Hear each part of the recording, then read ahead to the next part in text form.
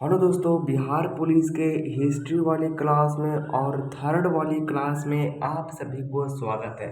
जिसमें मैं आपको पढ़ा रहा हूँ सिंधु घाटी की सभ्यता। इससे पहले मैंने दो वीडियो ऑलरेडी अपलोड कर चुके हैं, तो ये हमारे थर्ड वीडियो है और मैं बाकी बहुत ही ज़्यादा अच्छे से आपको कवर किया हूँ एकदम नोट्स के माध्यम से। तो अगर आप बिहार पुलिस की तैयारी कर रहे हैं और अगर आप एक नोट्स तैयार करना चाहते हैं तो इसमें जितनी सारी बातें लिखी गई है वो सारा का सारा आप नोट करके लिख सकते हैं, ताकि एग्ज़ाम के लिए आपके बहुत ज़्यादा इंपॉर्टेंट आ सके। आती है सबसे पहले जो आती है सिंधु घाटी सभ्यता। सिंधु घाटी सभ्यता आद्य ऐतिहासिक काल की श्रेणी में रखा गया है। सिंधु घाटी की सभ्यता जो है वो आद्य ऐतिहासिक काल का मतलब है कि जिसका पूरा पता नहीं हो, आद्य ऐतिहासिक काल की श्रेणी में रखा गया। अगर सिंधु घाटी की अगर लिपि की बात करें तो सिंधु घाटी सभ्यता में आपका जो था उस टाइम कोई भी चीज़ को लिखी नहीं जाती थी, मतलब उस टाइम चित्र के माध्यम से वो पढ़ी जाती थी। तो जिस चीज़ को दिखाना रहता था वो चित्र के माध्यम से दिखाना चाहते थे, तो इसलिए चित्रात्मक थी। सिंधु सभ्यता को कांस्य युगीन सभ्यता कहा गया है। सिंधु सभ्यता के लिए तीन नामों का प्रयोग किया गया है, सिंधु की सभ्यता और सिंधु घाटी की सभ्यता और तीसरा हड़प्पा सभ्यता। तीन नामों से पुकारा गया है सिंधु सभ्यता को और तीन नामों से पुकारा जाना शुभ माना गया है। सिंधु सभ्यता का समाज मातृत्वात्मक थी। सिंधु सभ्यता का जो समाज है वो एकदम मातृआत्मक थी, मतलब कि जो भी काम लोगों ने करते थे उसमें मतलब कि गर्ल्स को मतलब महिला को उसमें शामिल किया जाता था।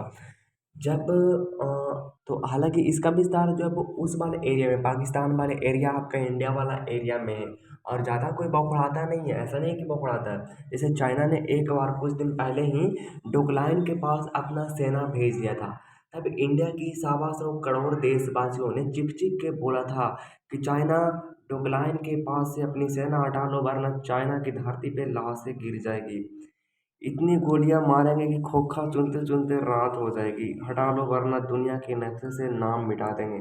ऐसा भारत के लोग बोले थे कि जो जो था तुम अपने कब्जा अगर करना चाहते हो तो कहीं अलग जा कर लो, लेकिन इंडिया के पास तुम्हारी ये तादाद ये वर्चस्व जो है वो बिल्कुल भी नहीं चलने वाली है। तो आगे बात आती है कि सिंधु सभ्यता काल के लोग धरती की पूजा करते थे, मतलब कि धरती जो था आज भी हम लोग पूजा करते हैं धरती की। और पहले सिंधु घाटी सभ्यता मतलब कि 2300 ईसा पूर्व में, मतलब समझ सकते हैं कि 2300 ईसा पूर्व में आपका जो था वो क्या था, 2300 ईसा पूर्व में आपका जो था वो वो उस टाइम भी धरती की पूजा हुआ करते थे, जिसमें विद्वानों ने मातृ देवी नाम दिया था। सिंधु सभ्यता काल के लोग भगवान शिव, नाग, अग्नि, सूर्य, नदी इत्यादि की पूजा करते थे। सिंधु सभ्यता काल में पेड़ पौधे में सबसे अधिक पवित्र पीपल को माना जाता था, और आज भी सबसे अधिक पवित्र जो माना जाता है वो पीपल को ही माना जाता है, क्योंकि पीपल के पास ही महात्मा बुद्ध को ज्ञान की प्राप्ति हुई है। सिंधु सभ्यता काल में पशुओं की सबसे अधिक पवित्र कुबड़ा वाला बैल माना जाता था। सिंधु सभ्यता के उत्खनन से मंदिर के प्रमाण नहीं मिले हैं, और सिंधु सभ्यता काल के लोगों को आर्थिक जीवन में व्यापार की प्रधानता देखी जा सकती है।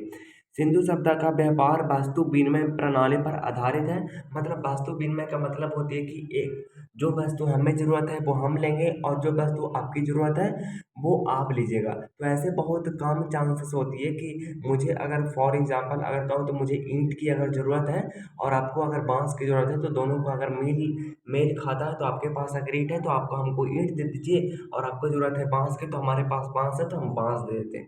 तो ऐसे बहुत कम मिलते हैं, लेकिन आज के ज़माना में तो ये बहुत ही ज़्यादा एकदम ईज़ी कर चुके हैं, क्योंकि पैसा से आप कुछ भी खरीद सकते हैं। आपकी ज़रूरत जो भी हो वो पूरा हो सकती है, मार्केट में आप जाइए और ईज़िली कर दें। बट पहले जो था, मतलब जब पैसा की आविष्कार नहीं हुआ था, कोई कोई कोई मेटल नाम की कोई चीज़ हुआ नहीं करता था, मतलब पैसा नाम की चीज़ कोई एग्ज़िस्ट नहीं करता था इस दुनिया में।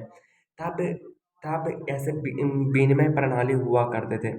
आगे अगर हम लोग बात करें तो सिंधु सभ्यता का व्यापार वस्तु विनिमय प्रणाली पर इसलिए आधारित है क्योंकि उस समय रुपया पैसा प्रचलन में नहीं थे। सिंधु सभ्यता काल के लोगों का व्यापार मिस्र, मेसोपोटामिया एवं मध्य एशिया के देशों के साथ होती थी।